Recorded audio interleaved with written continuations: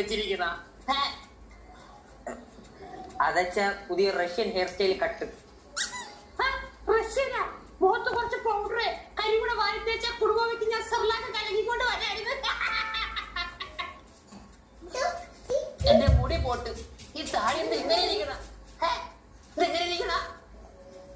ബുൾഗാൻ വെക്കാൻ നോക്കിയതാണ്. ട്രിമ്മർ ഒന്ന് കുരുങ്ങി വലിച്ചൂരിപ്പോ അവിടെ അങ്ങനെ ആയിപ്പോയി. ഇനി ഞാൻ നാട്ടുകാരെ മുഖത്ത് എങ്ങനെ നോക്കോടാ? ഇങ്ങനെ നോക്കിയാ പോരെ? നാട്ടുകാരെ നിങ്ങളെ മുഖത്ത് എങ്ങനെ നോക്കോന്ന് ആലോചിച്ച് നോക്ക്.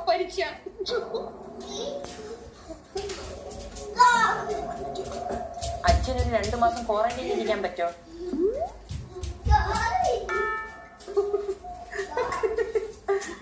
ഹലോ സന്ദ്രി, നിനക്ക് കുറെ കാലം കൂടി ജീവനോട് ഇരിക്കണം ആഗ്രഹമുണ്ടാ? എങ്കിൽ നിന്റെ വീട്ടിലോട്ട് വാ, ഇവിടെ ഒരു യമണ്ടായിട്ട് വന്നിരിപ്പുണ്ട്. നാട്ടുകാരെ വിളിച്ച് പറയണ നോക്കിക്കോടി, നിനക്കെതിരെ ഞാൻ ബോഡി ഷേമിന് കേസ് കൊടുക്കണം. നിനക്കെതിരെയും കൊടുക്കോടാ പട്ടി. അതിന് പോലീസ് കേസ് എടുത്തിട്ട് വേണ്ടേ? ഈ മക്ക മൂഞ്ചി കണ്ട് ചിരിച്ചോണ്ടിരിക്കുന്ന ഒരു കേസ് എടുക്കോ? എന്തായാലും അച്ഛനിപ്പോ ഒരു യൂത്തിന്റെ ലുക്കുണ്ട് തന്നെയാടാ. യൂത്തല്ല, യൂത്തപ്പം. ചിരിക്കണ നീ. എല്ലാവർക്കും ഒരു അസുഖം വന്നാൽ മതി, ഈ മുടിക്കങ്ങ് പോവും. അപ്പൊ എല്ലാരും ഇതേപോലെയൊക്കെ തന്നെ ആവും കേട്ടാ.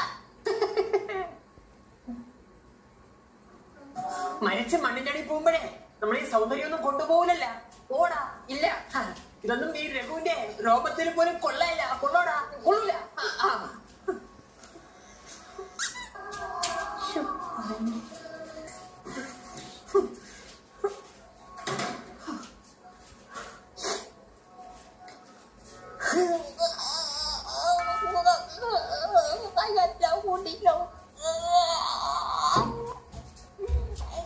എന്താ വെച്ചാ അവിടെ ഒരു ശബ്ദം?